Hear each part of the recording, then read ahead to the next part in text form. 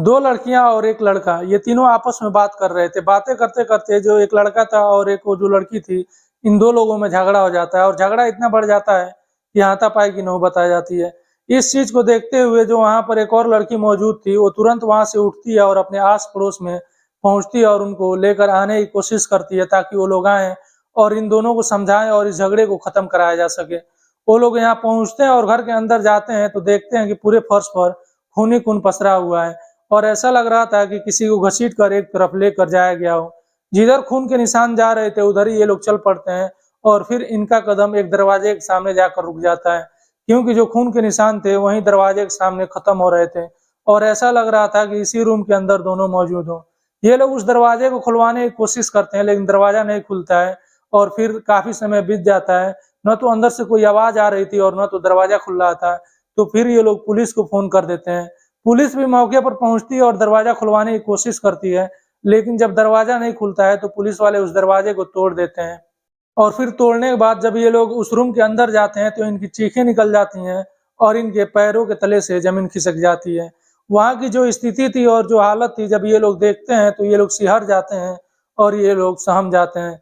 दोस्तों, अगर आप भी इस कहानी को अंत तक सुनेंगे तो आप भी सिहर जाने वाले हैं और आप भी सहम जाने वाले हैं और आपके भी पैरों के तले से जमीन खिसक जाने वाली है।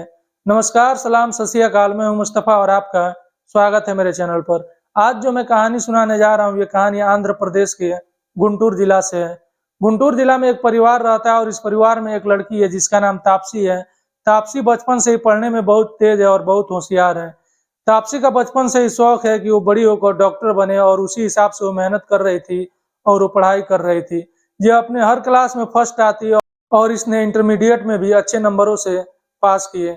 जब इसका इंटरमीडिएट फाइनल हुआ और ये इंटर कर चुकी तो जो इसके पिता थे वो वहीं गुंटूर जिले में ये एक डेंटल कॉलेज में इसका एडमिशन करा देते हैं और ये अब डेंटल की पढ़ाई करने लगती है। वैसे तो ये अपना सारा समय पढ़ाई में ही बिता रही थी, लेकिन अब ये फेसबुक भी यूज करने लगी थी। फेसबुक पर इसे एक लड़के से मुलाकात होती है और उस लड़के का नाम था ज्ञानेश्वर और वो एक सॉफ्टवेयर इंजीनियर था और वो भी गुंटूर जिले का ही रहने वाला था। इन दोनों की बातें होने लगती हैं फेसबुक पर और ये दोनों दोस्त बन जाते हैं। फिर बातें करते करते ये लोग अब मिलने का प्लान बनाते हैं और अब सोचते हैं कि अब हम दोनों को मिलना चाहिए। और फिर ये लोग समय तय करते हैं और दिन तय करते हैं और जगह तय करते हैं कि इन्हें कहाँ मिलना है। फिर समय और दिन तय के अनुसार ये लोग उस जगह पर पहुंचते हैं जहाँ इन लोगों ने तय किया हुआ था।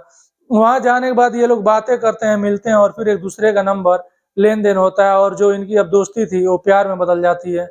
ये लोग अक्सर अब फोन पर भी बातें करने लगे थे और मिलने भी लगे थे और इसके बारे में जो तापसी के दोस्त थे उन्हें भी पता चल चुका था। ये लोग काफी समय तक मिलते और बातें करते और घंटों घंटों अपने साथ ये लोग समय बिताते। धीरे धीरे समय बीत रहा था और समय बीतने के अनुसार अब इन दोनों के जो रिश्ते थे उसमें खटास आने लगे थे और दोनों के बीच झगड़ा होने लगा था। इस चीज से जो तापसी थी वो परेशान हो चुकी थी इस झगड़े से, तो पुलिस स्टेशन जाती है और वहां जाकर ज्ञानेश्वर के खिलाफ एक रिपोर्ट दर्ज करा देती है। पुलिस वाले ज्ञानेश्वर को पुलिस स्टेशन बुलाते हैं और वहां बुलाने के बाद इसको समझाते हैं और इससे बातें करते हैं और इससे पूछताछ करते हैं। जो ज्ञानेश्वर है वो बताता है कि अब आगे से वो झगड़ा नहीं करेगा और आगे से वो मारपीट नहीं करेगा। फिर ज्ञानेश्वर पुलिस स्टेशन से वापस आ जाता है और फिर इन दोनों की जिंदगी पटरी पर आ जाती है और ये दोनों फिर बातें करने लगते हैं और फिर ये दोनों मिलने लगते हैं। लेकिन ये जो खुशी का माहौल था ये ज्यादा दिनों तक नहीं चलता है और कुछ ही दिनों के बाद फिर दोबारा इनके बीच झगड़े होने लगते हैं और मारपीट होने लगते हैं। अब जो तापसी थी वो मन बना लेती है कि अब इससे बातें नहीं करना है और इससे अब नहीं मिलना है। फिर वो एक रोज फोन करती है इसको और फोन करने के बाद उससे मना कर देती है और उससे ब्रेकअप कर लेती है और वो कह देती है कि अब ज्ञानेश्वर उसके पास फोन करने की कोशिश नहीं करेगा।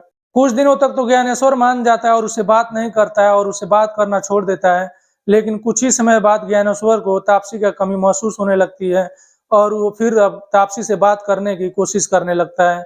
वो तापसी से मिलने की कोशिश करता, फोन करता, लेकिन तापसी फोन नहीं उठाती और न ही ज्ञानेश्वर से मिल रही थी।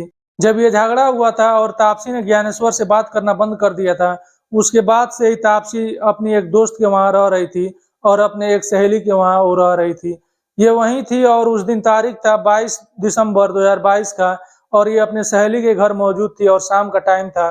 जो इसका प्रेमी है जिससे ये बात करना छोड़ चुकी थी ज्ञानेश्वर, एक रोज इसके दोस्त के घर पहुंच जाता है और जहाँ तापसी थी वहां पहुंच जाता है। वहां आने के बाद वो तापसी से बात करने की कोशिश करता है, लेकिन तापसी मना कर देती है और उससे बात नहीं करती है। फिर इन दोनों में झगड़ा होने लगता है और झगड़ा इतना बढ़ जाता है कि हाथापाई की नौबत आ जाती है। फिर वहीं जो तापसी की दोस्त थी, उसे लगता है कि अब इन दोनों में मारपीट हो जाएगा और उसके बस की बात नहीं है कि इन दोनों को समझा ले और इनके झगड़ों को वो सलटा सके। तो फौरन अपने घर से बाहर निकलती है और अपने आस-पड़ोस के लोगों के पास जाती है और उन्हें जाकर ये पूरी कहानी बताती है और उन्हें बुलाकर लाने की कोशिश करती है ताकि इन दोनों को समझाया जा सके और इनके झगड़ों को खत्म कराया जा सके। जो आस-पड़ोस के लोग थे, वो अब तापसी के दोस्त के घर पहुँचते हैं। जब इसके घर के अंदर जाते हैं तो देखते हैं कि पूरे फर्श पर खून ही खून पसरा हुआ है और ऐसा लग रहा था उस खून के निशान को देखकर कि किसी को घसीट कर एक तरफ लेकर जाया गया हो।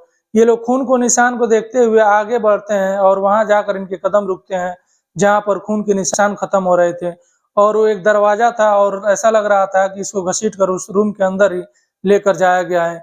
ये लोग उस दरवाजे को खुलवाने की कोशिश करते हैं, लेकिन दरवाजा अंदर से बंद था।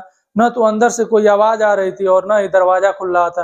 काफी समय बीत जाता है तो फिर ये लोग पुलिस को फोन करते हैं और पुलिस भी वहीं मौके पर पहुंच जाती है और वहां भी ये खून देखकर पुलिस हैरान हो जाती है और फिर पुलिस भी उस दरवाजे पर जाती है और उस दरवाजे को खुलवाने की कोशिश करती है, लेकिन दरवाजा नहीं खुल रहा था और न ही कोई अंदर से आवाज आ रही थी। तो फिर पुलिस वाले उस दरवाजे को तोड़ देते हैं और तोड़ने के बाद ये लोग उस रूम के अंदर जाते हैं। जब उस रूम के अंदर पहुंचते हैं तो इनकी चीखें निकल जाती हैं और इनके पैरों के तले से जमीन खिसक जाती है।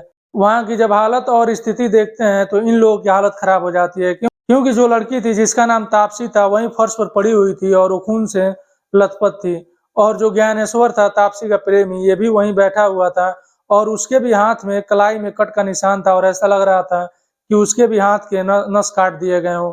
पुलिस इन दोनों को तुरंत हॉस्पिटल भेजती है और हॉस्पिटल जाने के बाद जो तापसी थी उसका मौत हो चुका था। डॉक्टर वाले कह देते हैं कि इसकी मौत हो चुकी है, लेकिन जो ज्ञानेश्वर था उसका इलाज चलता है। जब ज्ञानेश्वर की हालत ठीक हो जाती है और उसकी तबीयत कुछ सही होती है तो पुलिस ज्ञानेश्वर के पास पहुंचती है और उससे पूछताछ करती है।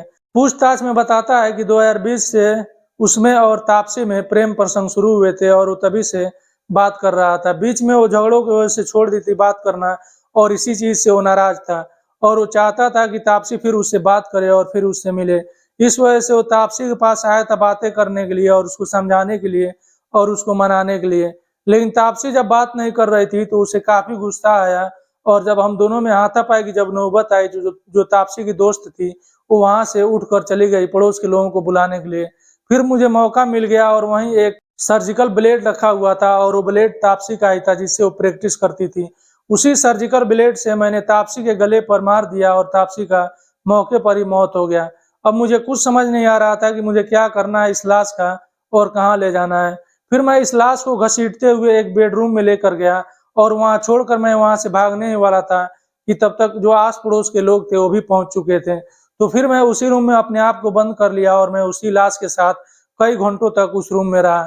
फिर जब पुलिस आई वहां पर तो मुझे डर लगने लगा कि मैं पकड़ा जाऊंगा, तो मैं जो सर्जिकल ब्लेड था उसी से मैं अपनी कलाई को काट लिया।